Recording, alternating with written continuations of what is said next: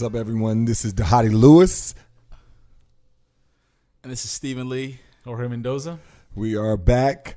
Beards, Theology, and Reconciliation. So we still haven't changed the name. We haven't. He's got a thicker beard this time around. Yes. A little bit thicker. A little bit thicker. Your voice sounds better, man.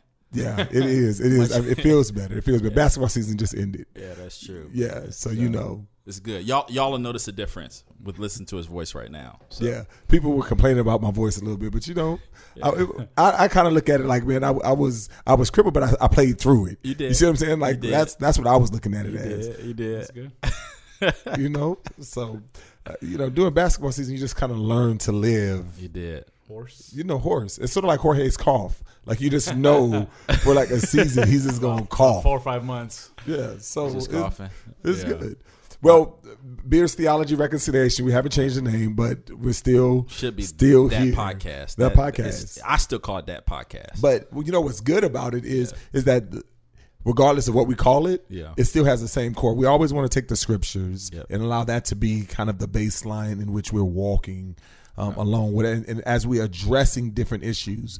Now, for this set of podcasts, we're going to address specifically disciple making in the city, and we're talking about the context of Among Wolves, the book that is out. It is, you can go get it, Amazon.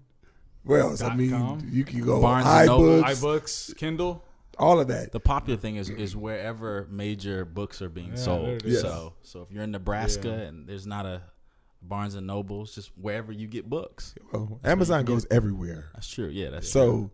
Yeah. So we're going to be looking at, in the book is really built on Matthew chapter 10:16, where Jesus is saying, "Behold, I am sending you out as sheep in the midst of wolves. Be wise as serpent and innocent as doves." And so when we talk about this idea of disciple making in the city, right, I think that's one of the challenges that many of us have and many of us face. I mean, and so we've kind of tamed disciple making into kind of like this relationship that we'll have at Starbucks and, and kind of our cozy nights. And it's just like, but when it comes to making disciples, like among wolves is where the tension is. Yeah, that's good. So, I mean, a lot of this came out of a burden that I had just about the lack of disciple making. There was too many guys that were having to leave the city to move to other places and other contexts in order to be discipled. And it just really hit me. So kind of as this opening introduction, I'd love for the people to hear kind of your story around disciple making in the city, and just kind of your own personal journey and search for that. Yeah, definitely.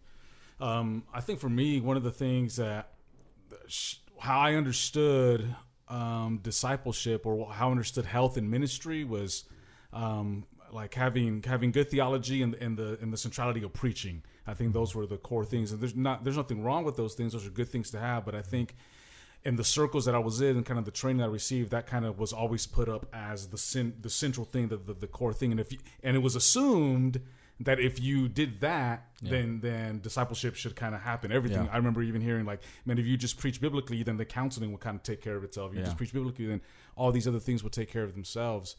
But in my experience, I found that having that, it wasn't enough. And I remember something that you said early on, Dhati, and one of the trainings that we were at, you had talked about your story, and you shared about how God didn't call you to pastor, or no, you said some people pastor so they can preach. I pastor so I can make disciples, and that was really a turning point for me, just in my thinking about it. And that, man, what is it? And the stuff that you would read about in the book is the stuff that you kind of helped me walk through and kind of reshape my thinking of what it means to make disciples in a church. Yeah, that's awesome. That's awesome. Steve, what about you? Yeah, I think it was just important for me. I mean, this book, and I know it's been kind of years in the making, and it, I think what I'm excited about is it kind of details a little bit just kind of your personal narrative and walking through, and really just over years, like the Lord kind of formulating a system for you to develop people inside of the church, and really how you often kind of felt that those are two competing things, like what discipleship looked like in a parachurch ministry. It seemed like people were really excited about that, whether it was college ministry or campus ministry. But then when you try to get those same types of people plugged into local churches, they're often sometimes disappointed with what ministry looked like. And so what I'm excited about that we'll get to dive into is, I think, the principles that we'll look at in this particular book man, they are principles that are applicable for all different types of churches. I think for churches in the city, I think they're just unique nuances in the city where you're talking about at times fatherlessness, you're talking about gentrification, or you're talking about a transient population.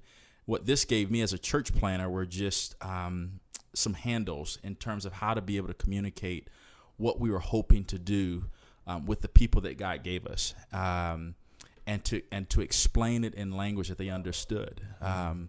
Again, we'll jump into it in kind of subsequent sessions, but one of the things that was so revolutionary for our people was the church is not like a family. Right. The church is a family. Yeah. And so we use that language, even our church in Washington, D.C., when we're thinking about what does it look like to see God raise up men in our congregation in terms of elders or leadership. So I just think it's something that has impacted every kind of area of the church that I'm able to be a part of. Yeah. So you referenced movement 2. Yeah. And and really what this podcast or even what this book is going to be centered around is the book of Matthew, and where we see 8 significant movements in the book of Matthew, all the way from this burden that Jesus had to him say, go therefore and make disciples. And so the 8 movements real quick is movement 1 is developing a vision from burden. 2 is establishing family. The 3rd one is entering God's mission. The 4th is framing disciple making. The 5th one is a call to disciple making. The 6th movement is training from disciple making or training from service, and then mobilizing corporately for mission is the 7th one. And then finally is unleashing healthy disciple makers. And so you have this burden that Jesus will be with us, and you see at the end, it says, go therefore and make disciples, and I will always be with you. And so you see kind of this movement. How do we go from this burden that we have in our city or in our neighborhood, and how do we take it from a burden and then allow it to go to mobilizing an army to go and make disciples? And really, and that's been our heart.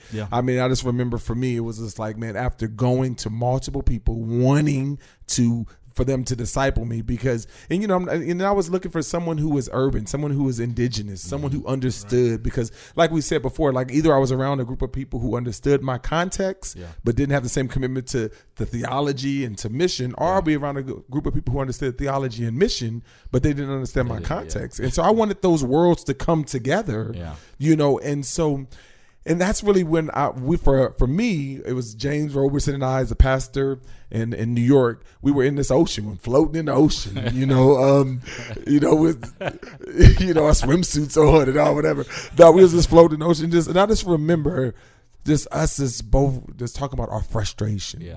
Like, man, we just wanted someone that would just take us under their wing and just help us in this journey, and just that would disciple us.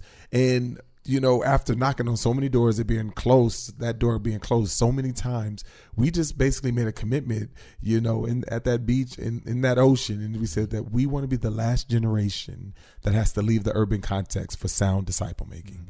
And that's really been the thing that has driven me, the thing that has propelled me to do all of it, to writing this book, where I never thought I would write a book. And this was labor pains, but like it was all of those things, is because this is just, just my small contribution to trying to be an answer, or the last generation that has to leave the urban context. But this is more than just about my books. You guys are big contributors in terms of the thought process. You guys are teaching it consistently. So, I mean, over these next few weeks, we're going to be able to break down movement after movement, just kind of walking through the book of Matthew and just talking about what does it look like for us to make disciples in the city, to be sent out as sheep among wolves. Yeah, I'm excited. It's going to be good. Looking forward to it. Love the title, bro. Thank you.